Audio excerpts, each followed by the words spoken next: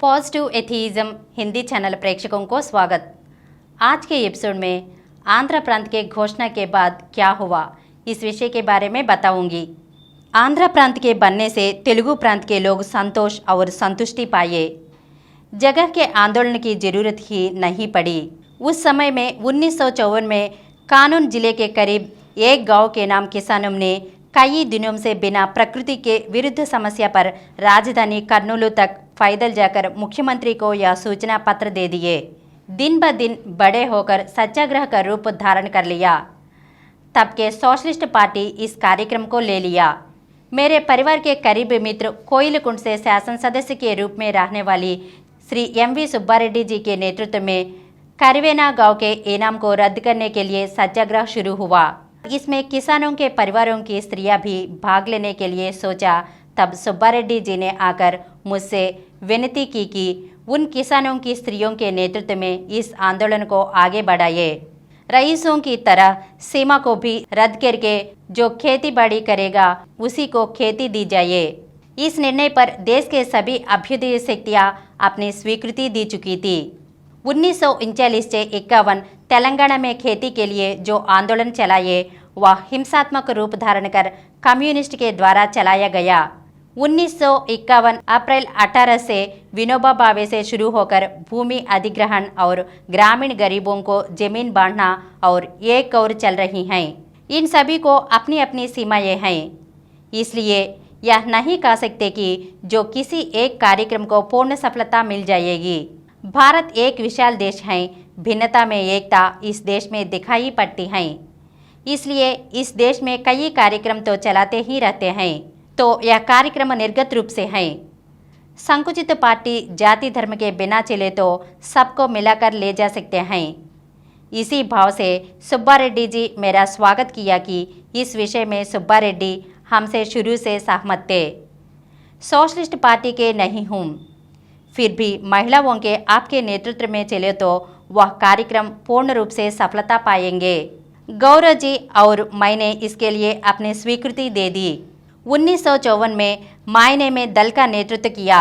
लगभग 30 किसान परिवार की स्त्री ही नहीं बल्कि तब से विजयनगरम से सांसद सदस्य और मेरे परिवार के मित्र श्री के यश तिलक जी की पत्नी कांतम्मा जी, शासन सदस्य करवेना आंदोलन के नेता श्री राम सुब्बारेड्डी जी की पत्नी मल्लम्मा जी भी हमारे साथ मिलकर सत्याग्रह किया। हमें 6 महीने की सजा मिली। कांतम्मा जी, मल्लम्मा जी और मुझे जेल में A क्लास देकर बाकी लोगों को C क्लास दिया गया। मैंने तो किसान स्त्रियों के साथ रहने के उद्देश्य से सत्याग्रह में भाग लिया, इसलिए मैंने यह क्लास को इनकार कर C क्लास स्वीकार किया। कांतम्मा जी को और मल्लम्मा जी को जेल का अनुभव नया था। उतना ही नहीं बल्कि उनकी तबीयत भी इतनी अच्छी नहीं है। दूसरी ओर एक संसद सदस्य की पत्नी और एक शासन सदस्य की पत्नी होने के कारण अधिकारियों से बहुत तनाव का सामना करना पड़ता था। उनको एक क्लास में ही रहने की मैंने प्रार्थना की। एक प्रकार से यह दोनों एक क्लास में रहने से उनकी दी हुई कुछ आवश्यकताएं C क्लास के कैदी आवश्यकता के अनुसार इसका इस्तेमाल भी करती थी। हम सबके रायवेल्लूरू जेल को भेजा गया।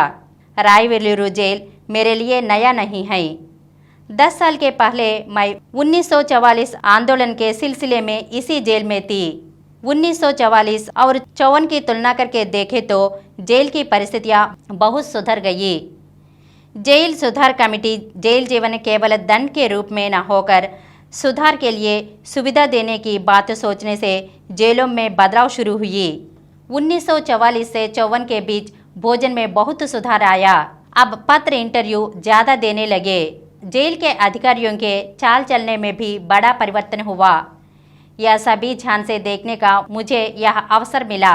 हर रोज साथी सत्याग्रहियों को बैठाकर मुझे जो विषय मालूम है, सभी मित्रों को स्वतंत्रता आंदोलन, गांधी जी के आश्रम के बारे में, समाज सुधार के विषयों के बारे में बताती थी। जब मुदनूरू में थी तब मैंने वहाँ के ग्रामीण महिलाओं के जीवन के बारे में बहुत कुछ समझ गई। इसलिए करवेना ग्रामीण स्त्रियों की समस्याओं को समझने में मुझे कोई मुश्किल तो नहीं हुई। उन्हीं दिनों गौतु लचन्ना के नेतृत्व में कल्लू गीत सत्याग्रह हुआ। उसमें भी महिलाओं ने भाग लिया। आंध्र प्रांत के स्त्रियों को रायवल्लूरू जेल को ही भेजा करते थे, इसलिए वे भी रायवल्लूरू जेल में ही रहने लगे। अशिक्षित आम महिला सत्याग्रहियों को प्रशिक्षण के बिना आदर्श बल और कार्यक्रम की विशिष्टता बिना बताए जेल में भेजे तो उनकी हालत कैसी होती है, वहाँ मुझे स्पष्ट रूप से समझ में आया। गीता सत्याग्रह में जो महिलाएं भाग ले चुकी हैं उनका सही नेतृत्व नहीं है। उसके आधार पर सरकार के एजेंटों ने उन्हें डराकर समझकर उनसे क्षमा याचना पत्र लिखाकर छोड़ देते थे। करवेना स्त्रियों में यह नहीं हो पाया। स्त्री के विषयों में जो कोई कुछ पूछने पर वे बताती हैं और जो मालूम नहीं उसके बारे में सरस्वतम्मा से पूछकर बताएंगे कहकर आखिरी जिम्मेदारी मेरे ऊपर डाल देती, जिससे महिलाओं पर कोई दबाव नहीं रहता। उतना ही नहीं, निर्णय लेते समय अपने को उपयुक्त विषय जाने वाले समर्थ व्यक्ति थे। ऐसा विश्वास ऐसे संदर्भ में सत्याग्रहियों के मनोबल और आत्मविश्वास को कायम रखती हैं।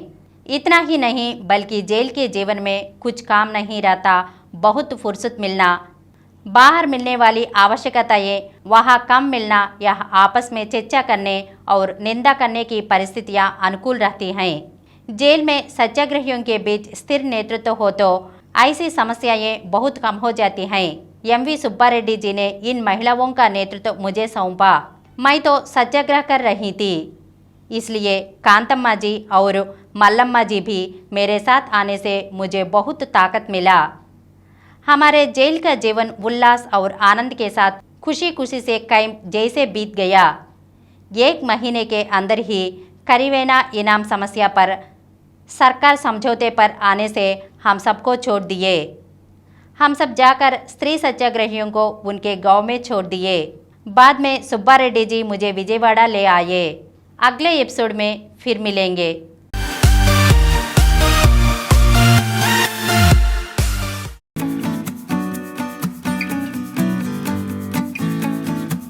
Please download Samaram multi-channel app and watch your favorite channels from your mobile. App available on Google Play Store and subscribe to the channels. For more videos, please subscribe to this channel Positive Atheism and activate the bell icon.